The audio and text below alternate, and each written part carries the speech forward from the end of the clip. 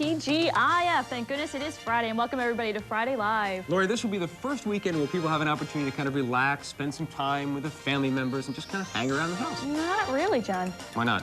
Farm show's in town. Oh, the farm show is in town. Just look outside, you see the weather, you know the farm show's here. Well, then next weekend, people have a chance to relax and everything. But right now, we have got a terrific show for you. Rolling, Art.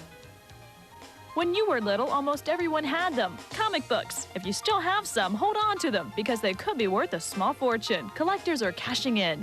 And as the winter winds blow, we turn up our collars and turn up our heat. But what about our four-legged friends? Is their fur enough? Plus, we'll make Steagall's famous stuffed mushrooms. Monday Live is brought to you by Mountain Grown Folgers crystals in regular and caffeinated. Welcome, everybody, to Friday Live. You know, actually, today I feel a little bit like Lois Lane, you know, the reporter for the Daily Chronicle, or the Daily Planet, because I'm about to interview some big comic book people. I'd like to introduce the first person I have with us today, Joe Miller, who owns the comic book store in Lancaster. And there's also one in York, isn't there? Yes. Now, what got you started into comic books? I've always been collecting comics since a small child, and it just continued in through junior high, high school, college, and here we are now. So you really were interested. Actually, it's a big business, isn't it? Yes, it is. It's increasing throughout the United States and the world. Well, what were some of the first comic books? The first comic books were done as comic strip collections. So before there were actual comic books, there were newspaper comic strips, and they then collected those and gave them out free on street corners. And then they realized that there's a market for this. Why not put a dime price tag on it and see if we can sell them on the street corners?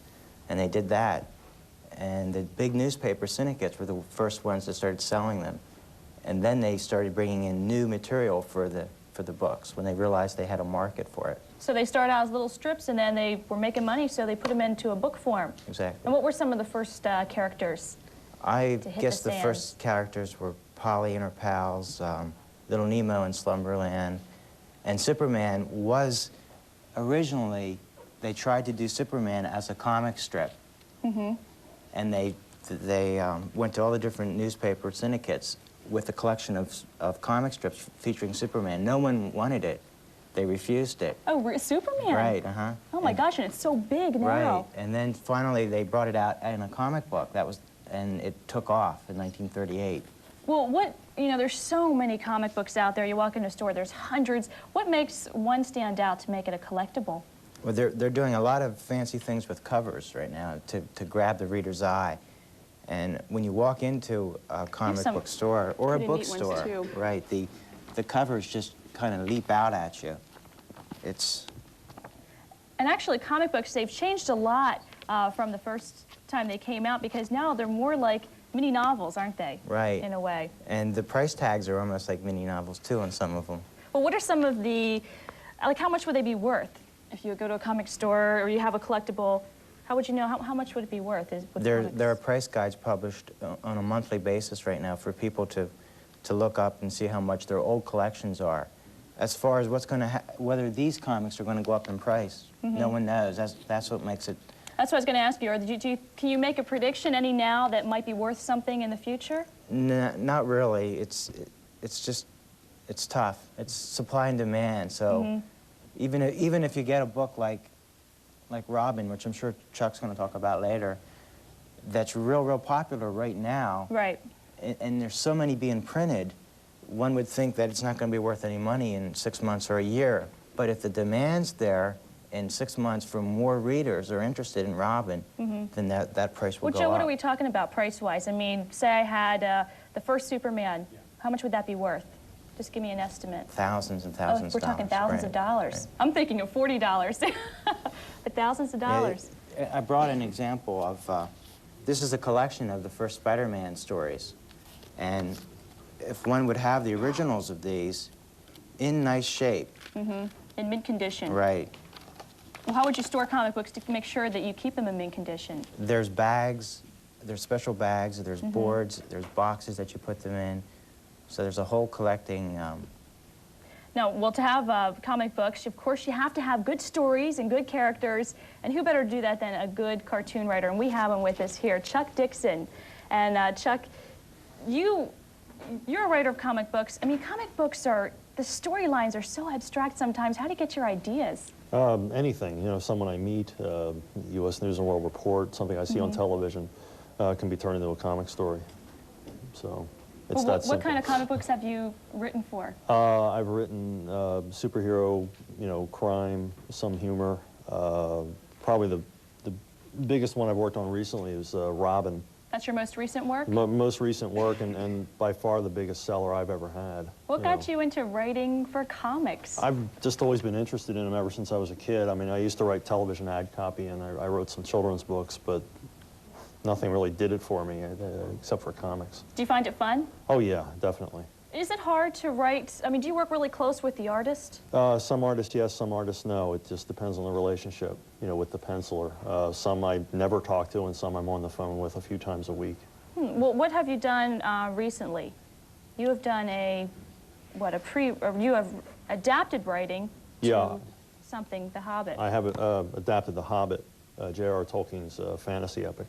Was that hard to adapt someone else's writing into a cartoon? Yeah, especially because The Hobbit's so beloved by so many people that you kind of had to be cruel and go cut out their favorite parts. And everybody's got a favorite character or segment of The Hobbit that they didn't want to see lost, but it's too bad because it had to be condensed. But that was the hardest part. Do you think you're going to write maybe for his other work, Lord of the Rings? Yeah, they're negotiating now for the rights to Lord of the Rings, and I'm looking forward to doing that, which will be a much longer project. Anybody familiar with the book knows that the Hobbit is only the first chapter of a very long story. Oh, and it's excellent work, too. I did take the time to look through it. Thank you. Did a nice job with that. Joe, the readership, is it mostly females or males that read comic books? Mostly male right now, and but 20, 30 years ago, there were a lot more female readers, and they're trying to bring back the female reader with good stories, good art. Let's hold some of these up here so people at home can see this. I mean, these are incredible. These aren't like the comic books that I used to see back when I was little. And now even Barbie has a comic book for the first time in 50 years. Oh, yeah, that's her first comic book. Right. Do you think that might be worth some money in the future? Who knows? It's not jumping off the shelves, but then again, things that were worth a lot of money didn't first jump off the shelves. Well, what makes a comic book a collectible? Again, it's kind of supply and demand. If people really want it down the road, that's what's going to make it collectible, and that's a hard thing to judge and a hard thing to predict. Well, I have one question for you both before we leave. We all have our favorite comic heroes. Chuck, you first. Which one's your favorite hero? I would say, either Batman or Captain America. Now, these are good choices. What about you? I'd have to go with Spider-Man. That's one of the first things I started reading, and he's an easily identifiable hero because he has a lot of problems and challenges in his life. There's also one little piece of trivia. Lois Lane finally got engaged, didn't she, to Kent? 50 years it took him to get engaged. Well, we want to thank you both for coming on, and continued success to both of you in 1991. Well, if you have some comic books laying around the house, you might want to take a real good look at them because they could be worth some money. Stay with us. We'll be right back after this word from Folgers. When we come right back, Dr. Rick Barron talks about getting your house ready for winter. Your dog house, that is.